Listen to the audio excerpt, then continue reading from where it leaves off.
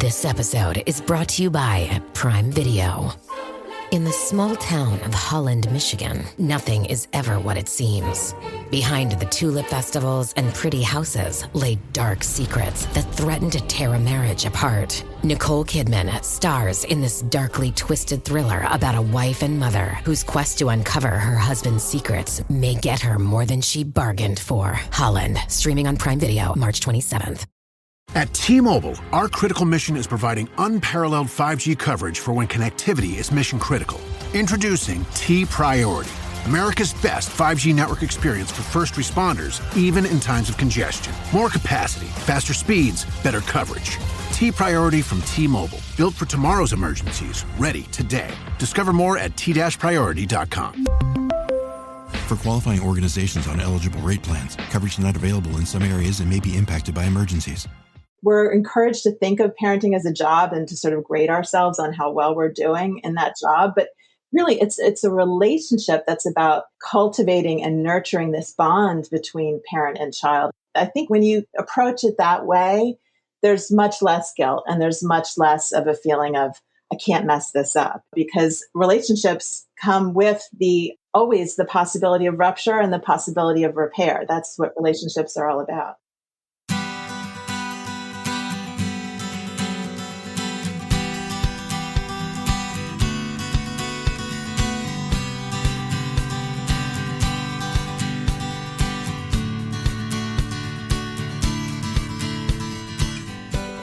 Welcome to Parent Footprint with Dr. Dan. I am Dr. Dan. This show is about making the world a more loving, accepting, and compassionate place, one parent, one person, and one child at a time.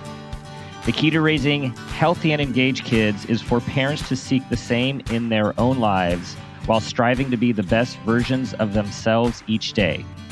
No matter who you are or where you came from, with increased awareness, you can be purposeful about leaving a healthy footprint for your children, your family, and those you care about while living your life to the fullest.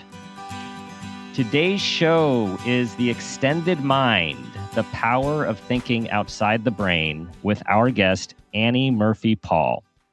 Annie is an acclaimed science writer whose work has appeared in the New York Times, the Boston Globe, Scientific American, Slate, Time Magazine, and many, many others.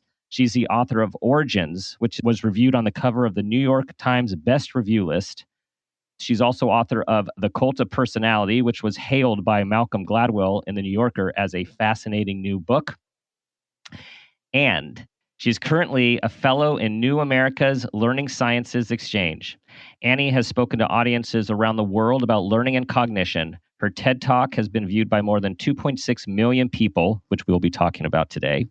She's a graduate of Yale University and the Columbia University's Graduate School of Journalism, and she has served as a lecturer at Yale University and as senior advisor at the Yale University Purdue Center for Teaching and Learning. Annie, welcome to the show. Thank you, Dr. Dan. I'm really pleased to be here. So let's start with how your path to becoming a scientific journalist. My path. Well, let's see. Let's go back in time a bit. I mean, I always knew I wanted to be a writer, but I didn't know that I wanted to write about science in particular. That happened.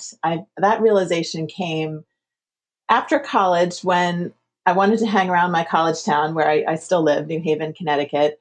And so I got a job at my school's alumni magazine, which, I know most people read for the class notes in the back, but we have articles in there as well. And so my job at the alumni magazine was to interview professors, many of the professors that I'd wished I'd taken classes with, but didn't get a chance to when I was a student. And I loved talking to people who had questions that they were very passionate about answering. And so that became my own quest to share with readers the passion that these researchers and scientists had for their work. And that narrowed a little bit further in my next job, which was for Psychology Today magazine in New York City, when I realized that it was a particular kind of quest that I was most interested in, which is the quest to understand human nature. And so at Psychology Today, I got to talk to all kinds of behavioral scientists, psychologists, psychiatrists, and to me, there's nothing more interesting than people. So that became my beat and what I've written about for all of my career since then. Well, and there seems to be a theme, like having watched your TED Talk on origins, and of course, we're going to be talking about your new book, The Extended Mind. There seems to be this theme of wanting to learn about what's beyond what we know. That's very interesting. I have written 3 books now. One was a scientific critique and cultural history of personality testing. Another was Origins, which you mentioned, which is about the science of prenatal influences. And now The Extended Mind, which is about a new way of thinking about intelligence. And I think you're right that there is a common thread that links those 3 books. And it's about, I'm interested in the question, what makes us the way we are? And I'm not satisfied with the conventional answers to that question. So I'm drawn to other kinds of explanations, whether it's, the 9 months in the womb before we're born is a crucial time for shaping the individual. But when we talk about nature versus nurture, we often leave that out, so that intrigued me. And that, let's dive into that, because that, immediately when I watched your TED Talk, of course, the premise of this that you will be talking to everyone about is like, is when does learning start? Like, that's the big question. And then, of course, what you found is that it starts long before humans emerge into this world with us. I felt this tightening of my chest. Our kids are older. I was like, oh my gosh, what looking back, what was their first 9 months like? What were we doing? Where were we? How stressed out were we? What were they listening to? What were we saying? And it's like, that's big.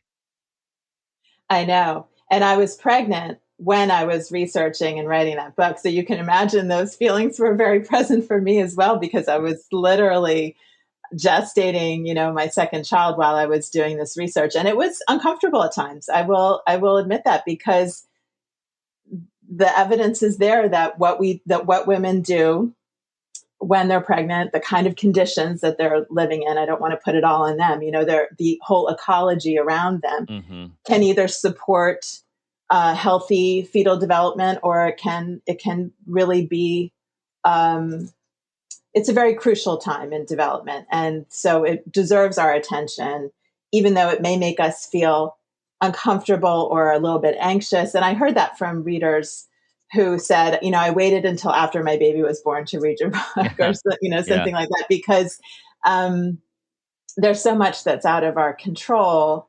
And of course, that's very true when we're parenting children out in the world as well. We can't control every aspect of their experience. But for me, understanding what the factors and the influences are is a way to feel more empowered in terms of how we can shape that development in a healthy way. And we're in a culture of parent guilt, parent blame, and so, like, where is the line of how much, from your experience, like how much responsibility, like what can we control versus what can't we control, and how do we walk that line? That's such a hard one. And I have 2 sons who are now 12 and 15, and that's something I wrestle with all the time.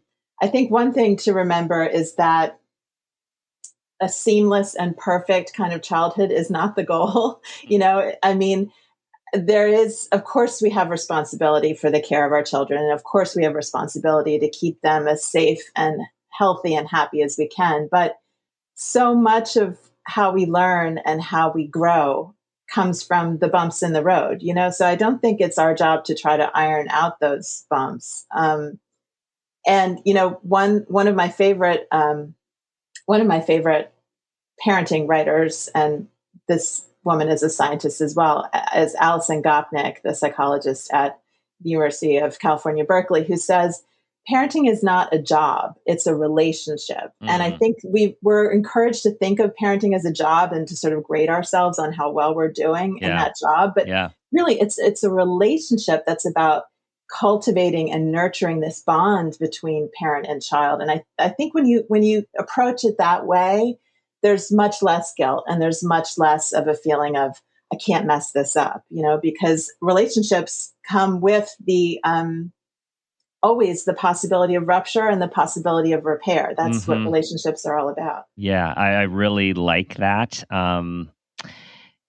That refocus on relationship versus this outcome. One that I'm reminded of that it was, I think, a meme that my wife had forwarded to me a couple of weeks ago, said something like, the goal of parenting is not to raise happy children.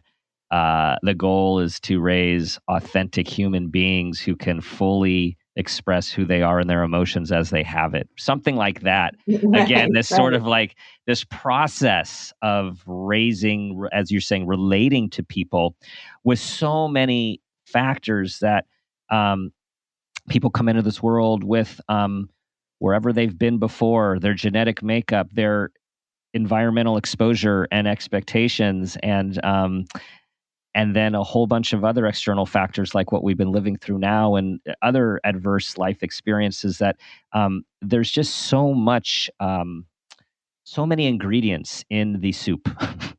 Yes. And who said we should be happy all the time? I mean, it's not true for us and it's not true for our kids either. I try to think in terms not of being happy, but in terms of feeling as alive as possible. And to be alive means to feel the whole range of feelings. And that the more you limit yourself from feeling the negative feelings, the less you're really able to have access to the positive feelings too. So I think it's the whole range of experience that we have to be open to. Tell everyone a little bit about the idea of the biological postcard. I thought that I really liked that. And yeah, it's charming for me to remember that now because it brings back memories of being pregnant and feeling a kind of communication with this baby that was growing inside me. What I meant when I wrote about biological postcards in Origins was that by what the pregnant woman does, by what she eats, by the emotions that she experiences, she's sending messages to her fetus about the kind of world that fetus will be born into. And the fetus, remarkably, arranges his or her own body in anticipation of that world. So sometimes that can be, and sometimes we're talking in relation to the amount of stress and threat that a child will be experiencing once they are born into the world, and the fetus prepares its body for that. Or another set of factors is, will the baby be born into a world of scarcity or abundance? And again, the fetus is preparing itself to best adapt to that world that it's learning from its mother, even before birth, is awaiting it when it does come into the world. And some powerful research that you spoke about during World War II in Holland, and the great wasn't called the Great Famine, but it was what was the name of that again? It was the okay, everyone, we're going to call it it was basically they were cut off, worst winter ever, cut off from all supplies and food, living off of 500 calories a day. And there was a study on these mothers who were pregnant with these children during this time. And you talk about the research showing that these babies actually growing up, have a lot more health issues for really interesting reasons. Yes. So the babies who were born to mothers who were effectively starved because of these wartime conditions, their bodies were adapted. I mean, it's an adaptive process wherein the bodies of developing fetuses are preparing themselves for the lives that as they understand it, they're going to be living. And so their bodies were being prepared as they were growing in the womb. Their bodies were being prepared for a world of scarcity. Now, that wartime period of scarcity only lasted for a short time. And after that, we went back to actually post-war abundance. So the mismatch between the kind of world that these fetuses expected in a biological sense and the kind of world they actually grew up in produced all these health problems, so that their bodies were prepared for a short, difficult life of scarcity. And instead they were born into this world where there was endless food and nutrition. And so they had increased rates of obesity and diabetes and heart disease because of this mismatch between what their lives in the womb had prepared them for and the actual world that they encountered. So what is, from all, as we're going to move on to your current stuff, what is a big takeaway from all of your work on origins and now what we know about learning happening before birth? What are some of the highlights that you would share with our listeners? The big takeaway from my work on origins, I think, is that we as a society really need to take care of pregnant women, that the fate of our children does not start at the moment that they're born, that the 9 months before they're born are so crucial. And that's why we've got to care about the conditions under which pregnant women are living. And we've got to do everything we can to make sure that they get the care that they need and deserve, because we're talking about the fate of the next generation. And we so often skip over those 9 months almost because the baby is not yet visible. I mean, They're visible in that bump, but they're not, but they're here with us. They're in the world and they're being affected by the world during pregnancy. And so we need to start acknowledging that and respecting that and responding to that reality. And this has huge policy implications. You're reminding me of, I think it was 20 years ago when I saw a talk with Dr. Bruce Perry, which many know as a premier brain researcher and neuroscientist. And he was focusing on the 0 to 3, I think, at the time, and talking about how when you just look at the money that's spent on mental health and well-being of adults in budgets versus young children, this is, I think, right when First Five and all of these other programs were starting, it was, just in a hugely more significant budget for adults, which understandable. But he said, like, we're missing the boat because these are the kids that grow up to the adults that have these challenges. But your research is bringing it back before zero. Before zero, right. Yeah.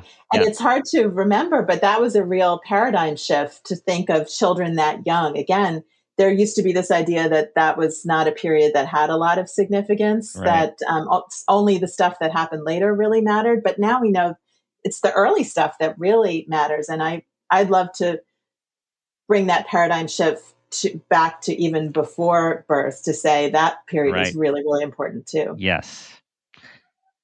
Okay, so tell us what led to your latest work and that quest to search, to boldly go where we have not gone before. Right. Well, so I mentioned that I was pregnant when I was researching and writing Origins. And then, of course, I had that baby, and those two babies grew up and went to school. And so I found myself very interested as they started school and started this formal process of learning. I became really interested in the science of learning and what we knew about that. And it's a huge field. It's a very diverse field that draws on a lot of disciplines. There's not really a kind of grand unifying theory of learning. So for a while, I just kind of wandered around in this abundant, almost like a meadow of research findings, like plucking here and plucking there. And there were so many interesting avenues to follow. But after a few years of doing that, I started to notice that there were some themes emerging.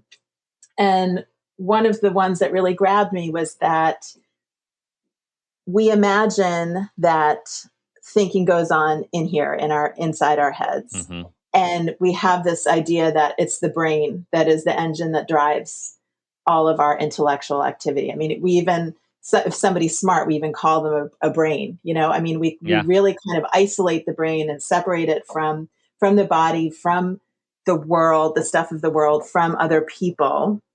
And we think of thinking in this very constrained and limited way. But what these new research directions that I was paying attention to, what these new bodies of research were saying was that, no, that's not how thinking happens at all. Thinking is not this process that is sealed inside your head. It's more like this dynamic process of assembling resources from the brain, but also from the body, and also from, the tools we use, the physical spaces in which we learn and work, and other people's minds. And that's just a much more expansive way of thinking about thinking. And it goes under the name of the extended mind, which is an idea emerging from philosophy of all places. So you can see I did range pretty widely to find and bring back this idea. So more than 20 years ago, in 1998, two philosophers named Andy Clark and David Chalmers wrote an article called The Extended Mind, in which they basically asked the question, where does the mind stop and the rest of the world begin? And, we have a pretty knee-jerk answer to that, right? I mean, it stops at the skull. And they said, no, the mind is actually this amalgam of internal resources and external resources. And what's interesting is that when their idea was first proposed in this article, first of all, the article was rejected from 3 journals before it was accepted. I bet. Yeah.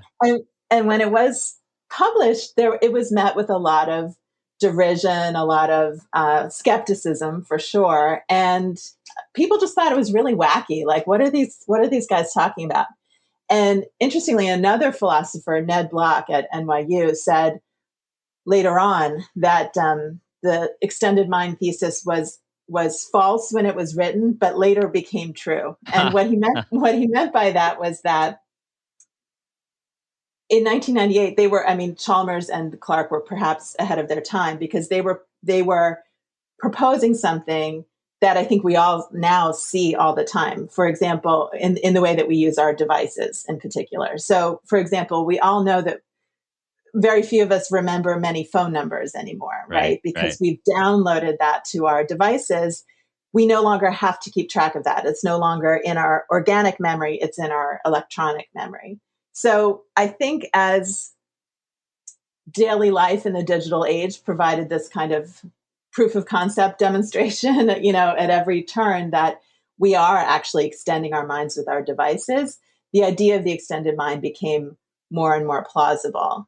But to me, the idea of extending our minds with our devices is almost the least interesting part of the extended mind. Yeah. Because that's what technology is intended to do. It's designed to sort of extend our minds and allow us to do what we can't do with our brains alone. But there are other resources that I think are even more powerful that we can extend our minds with, that we tend to overlook. Like, for example, the body, the gestures and movements of the body. Whenever I talk about how gestures help us think, I start getting really self-conscious about my own gestures. But if you start paying attention to your gestures, you find that they are really very closely synced up with your thought processes. And as I write about in the book, often our ideas show up first in our gestures before we say them and before we even think them. It's as if our hands know more than our brains do. So that's one example of how thinking is a much more expansive process than just something that goes on in the brain. Well, and I also am intrigued by the, I guess what I would call maybe the metaphysical, or the, now what we think about as quantum physics, what 20 years ago, and maybe to this day is still probably more categorized as woo-woo. Like, I love that, like, you're progressing the science in a way to explain what, as you said, was just sort of like cast off. There's no data for that. You can't prove that. You're stepping into that zone. Yes. And I think I'm very interested in the resistance to the idea of the extended mind, which still exists. There's still many arguments and debates within philosophy and cognitive science about this concept. And as I'm introducing it, I hope to a wider audience, I do get some pushback. And it's very interesting to me because I think we are a very brain-centric society. I mean, we almost glorify and almost worship the brain or fetishize it in a sense. And you can see that if you look at how the brain is depicted, like in popular science presentations, it's often portrayed as this sort of glowing orb, like this sort of almost sacred object, and we place so much faith in the brain and its powers and its plasticity. But the human brain is actually, it's a biological organ. It's an evolved organ. It has very specific and constrained kind of abilities. Those are limits that are common to every human. It's not about, are you smart or are you not? There are biological constraints on paying attention, on remembering, on self-motivating and self-disciplining ourselves. Those are built into the brain. And the way we get beyond that is not by pushing the brain ever harder, which is the message we get from our culture, but rather by what I call thinking outside the brain and bringing in these external resources to sort of supplement the brain's limited abilities. Yes, and the irony of our society, of what we push harder and more, is that it's been well documented by so many people that it's actually rest and recreation that often creates the new idea, the work, the innovation, and the ultimate productivity and motivation. Absolutely. And we're really not doing ourselves any favor by exhausting ourselves. And I think we've had a real experience of that in this past pandemic year, when we haven't had the natural sort of breaks of a commute or a chat with a colleague. We've just been driving ourselves, just staring at these screens, for hours and hours at a time. And it doesn't do anything good for our cognition, for our thinking. I think a lot of us have discovered that.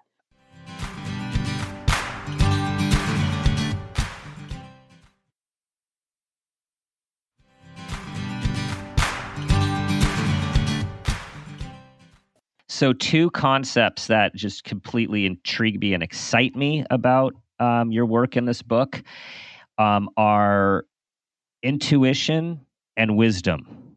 I know those are big topics, but again, those have always been out there for people and brushed away. And as you said, humans like control. Humans like to understand things. We like to know that if we know a lot, then we're covered. If we plan and prepare, we're good. The idea of having a knowing or a feeling based on non-tangibles is uncomfortable to many, and yet I feel that's what it opens up all possibilities of being human. And can you tell us about what you've learned and your ideas about those concepts? Sure. Yeah. I mean, this was fascinating to me when I was researching and reporting the chapter on what is called interoception, which is our sense of the internal signals of the body. And what was so fascinating to me was that, we're taking in all kinds of information all the time from our environment. And we perceive regularities or patterns in those experiences, but those patterns are actually too complex to be held in our conscious minds, which is a good thing because, it actually saves our mental resources for doing whatever the task is that's in front of us. But those patterns, we have that awareness of the patterns and the regularities in our experience. And since we don't have conscious access to those patterns, the way that we are in touch with them, the way that we become aware of them, is that the body lets us know. This is, we're all familiar, I think, with like having a gut feeling that is hard to explain, and yet will often turn out to be smarter than what the intellectual mind can come up with. And there is a real science of where those gut feelings are coming from. That it's what the body is doing at those moments when we have those intuitive feelings, those gut feelings, is it's sort of giving us a little poke, like, we've seen this before, we've been here before, and you have some experience or some knowledge within you that you can bring to this situation. But we can't use that information if we're not attuned to those internal signals. And again, our culture doesn't encourage us to do that. In No. fact, we are encouraged to push aside our bodily needs, to quash them and push them down and sort of grit it out and keep working. And when actually the wisdom and the insight that we need comes from listening to our bodies and tuning in to those internal signals, which can be very subtle, but with practice, we can learn to tune into those signals. And I think that's important to know as a parent, because a lot of our ability and our capacity to tune into those internal signals comes from the kind of messages we got growing up about whether it's okay to pay attention to your feelings of hunger or tiredness, or maybe you feel some sadness welling up and you don't really know what that's about, but you can stay with that and feel it. And again, those are messages that we get or don't get from our caregivers about whether it's okay to pay attention to those internal cues. How do people harness the wisdom of the environment and others to use their extended mind? One thing that really struck me when I was doing the research and reporting for the extended mind was the importance of our daily environments, the places, literally the physical places in which we do our learning and our work, and how important those are for shaping the way we think. And we have this idea in our culture that the brain is like a computer. That's the most common analogy that you'll hear, that the brain is like a computer. And of course, the computer works the same way, whether it's open on my desk like it is right now, or if I were to take this laptop to a park and be using it outside, the computer would work exactly the same way. The computer works the same way, whether it's the only computer in the room like it is right now, or whether it was next to 5 other computers. But that's not how human beings work at all. We're really exquisitely sensitive to context. And that context can be the physical spaces that we're in, as I'm saying, or they can be the presence of other people. That's an extremely salient context for a human being, is the presence and the interactions with other people. Another reason that I think this idea encounters some resistance is that it reminds us that we're really animals. We're not computers. We're not machines.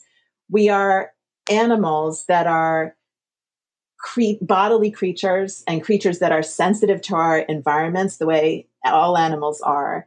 And the extended mind is actually about working with that sort of animal nature and understanding that that's who we are and accepting that that's who we are. And I think that's kind of a hard thing for people who grow up in a Western intellectual tradition to accept. Yeah.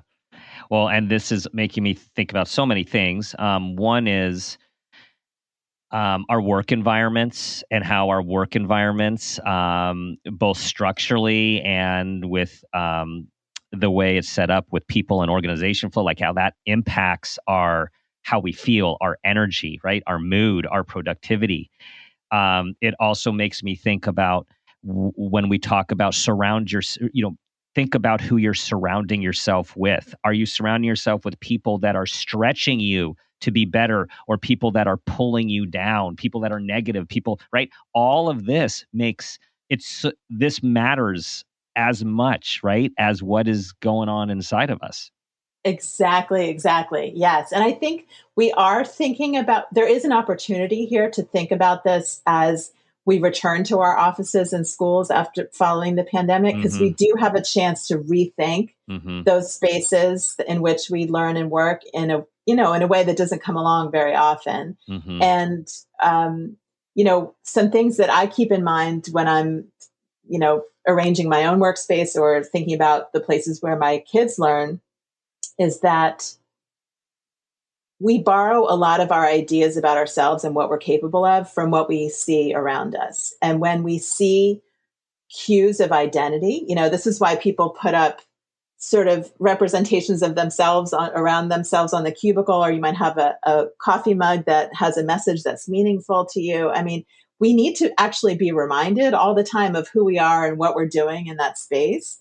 And so that's why I'm worried about these new plans to bring workers back into the office, for example, but not have assigned desks, to just kind of have space that, anyone can claim. We actually need that kind of reinforcement of our identity And humans have a real need to create that kind of personalized space around them. And I think we might be losing I think we might be losing more than we realize when we eliminate that. And as you allude to, us all living through the pandemic, and for those people who are listening to this for the first time post-pandemic, that will be awesome. Is that we're finding there's a lot of kids and a lot of adults who are struggling for a variety of reasons with isolation and changes in life. There are also many who am finding less stress, finding more flow, more time because of the environmental options and the ones that didn't work for them, whether it be work or whether it be school. And so, Annie, I agree with you with this, the idea that how can we take what we've learned, and there are conversations of hybrids, especially in the workplace, not as much in some school, but I think we really need to be aware of what did work and how can we adapt the system for maximum health and growth.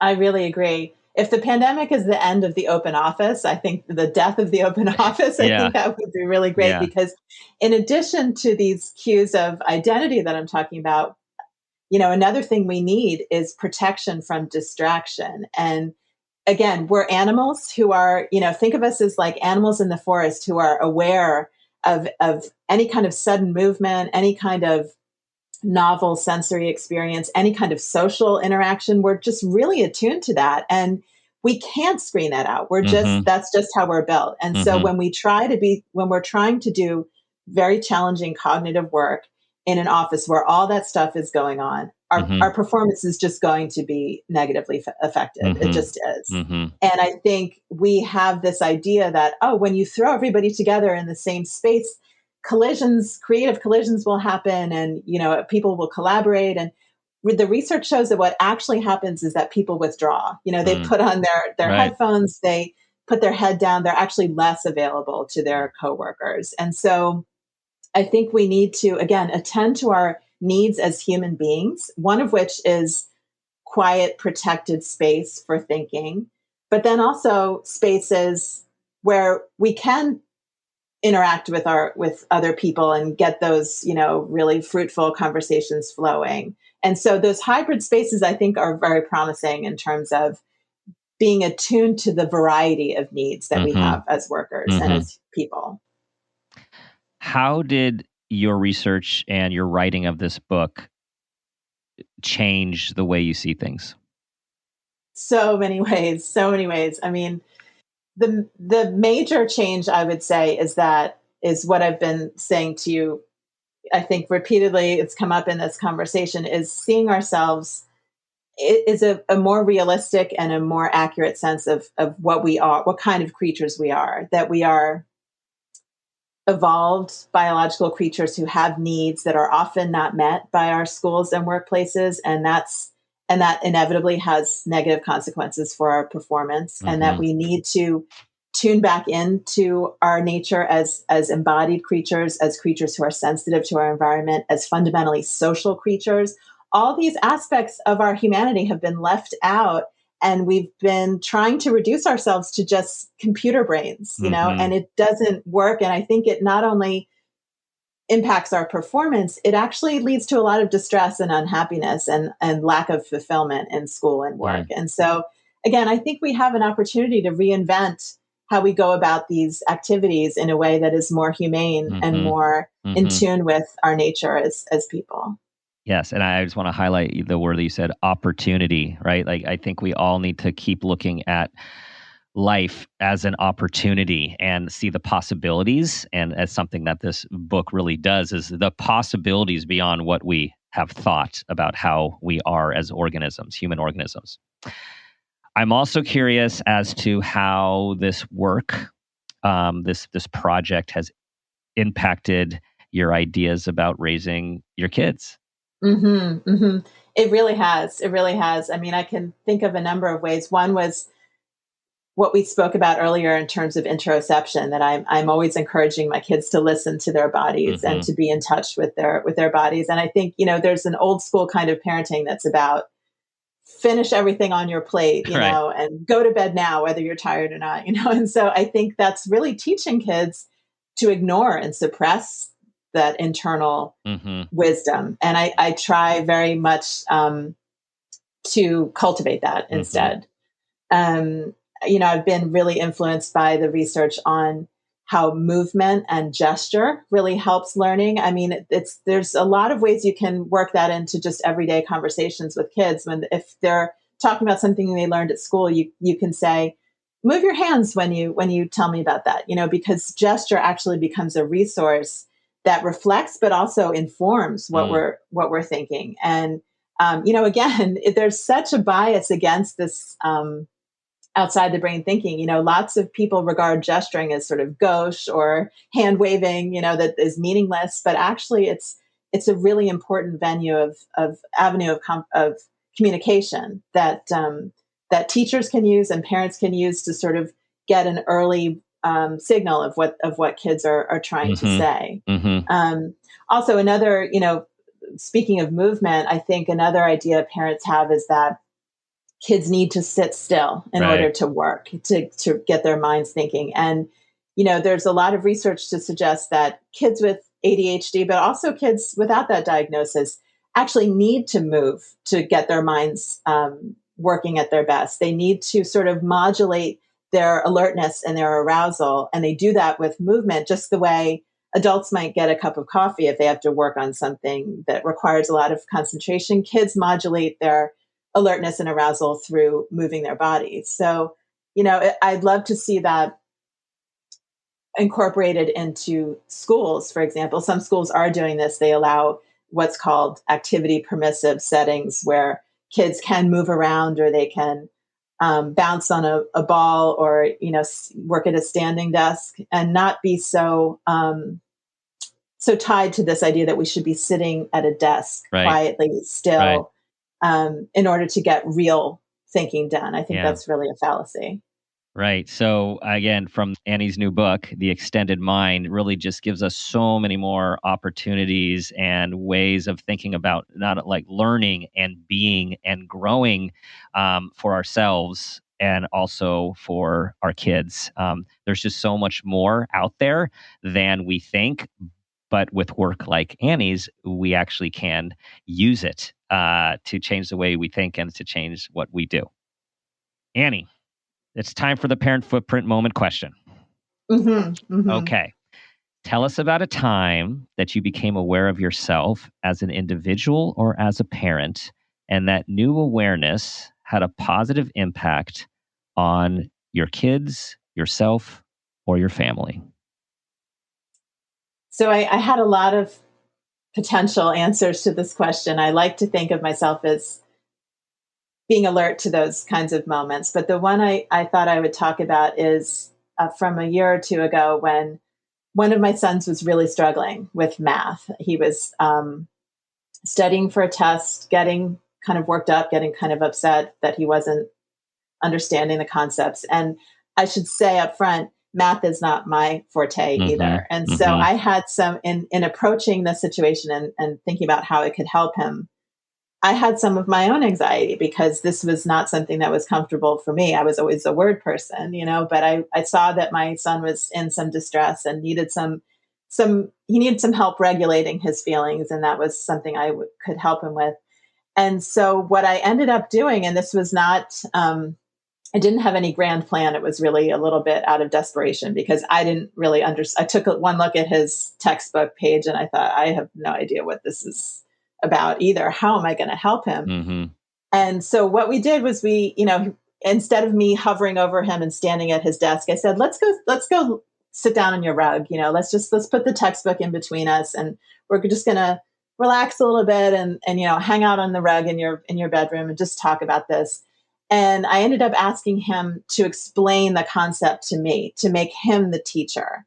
And, one thing I write about in The Extended Mind is that teaching is this really intensely social activity that often ends up benefiting the teacher as much or more as the student. When you can make a student when you can make a kid into a teacher, there's all these social motivations and social influences come into play where they're able to recruit lots more of their cognitive resources to to get their heads around that concept. And that's exactly what happened with my son. He started to explain it to me, and as in the process of explaining and teaching me, he was able to elucidate, what he understood, and also to see more clearly what he didn't quite get yet. And I asked questions, which moved his thinking forward a little bit more. And by the end, we were like, I said, I think I got this. And he said, I think I got this too, and it just, the reason that it's memorable to me, and the reason that I think it was a positive experience for him and for me, is that I didn't have to pretend that I knew all the answers. I let him be the teacher, which is a really important social role. And in the teaching, we both were able to strengthen our bond, as mother and son, but also to approach this difficult intellectual problem from a place that was not just about the head and struggling endlessly to understand it intellectually. It had all these other currents going on. So empowering for him. I imagine relieving for you, the job, it's not a job, it's to guide and to focus on the relationship, right? And then ultimately a positive connection and outcome. Yeah. Right. Yeah. Right. Yeah. Thank you. Thank you. There's many more. I know you have many more in there. Tell everyone where they can find your new book, The Extended Mind, The Power of Thinking Outside the Brain, and all of your other works. Well, as they say, on June 8th, it'll be available wherever books are sold, which I think these days we're ordering a lot of things online. But I also have a website, www.anniemurphypaul.com, where I do a lot of writing on this subject if readers want to get more information that way. They will. Annie, thanks so much for sharing your wisdom and all of your experience and pushing us to think beyond in so many ways, from in the womb to beyond the senses. This has really been enlightening. Oh, thank you. Thank you, Dr. Dan. This has really been a pleasure. I really appreciate the opportunity to talk with you. All right, everyone, that concludes our show for today. If you like this show, you like what you heard, send it to others you care about, subscribe to the show, and as always, I will leave you with the guiding question: what footprint do you want to leave?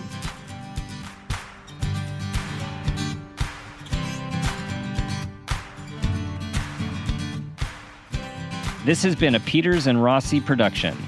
Parent Footprint with Dr. Dan is produced by Laura Rossi. Our engineer is Phil Rossi. Theme music is Strummer Man, composed and performed by Pro Tunes. Artwork is by Garrett Ross. Follow us on Instagram and Facebook at Parent Footprint Podcast, and on Twitter at Dr. Dan Peters. If you are an advertiser interested in advertising on our show, go to midroll.com/ads. For more information, go to exactlyrightmedia.com. Listen, subscribe, and leave us a review on Apple Podcasts, Stitcher, or wherever you get your podcasts.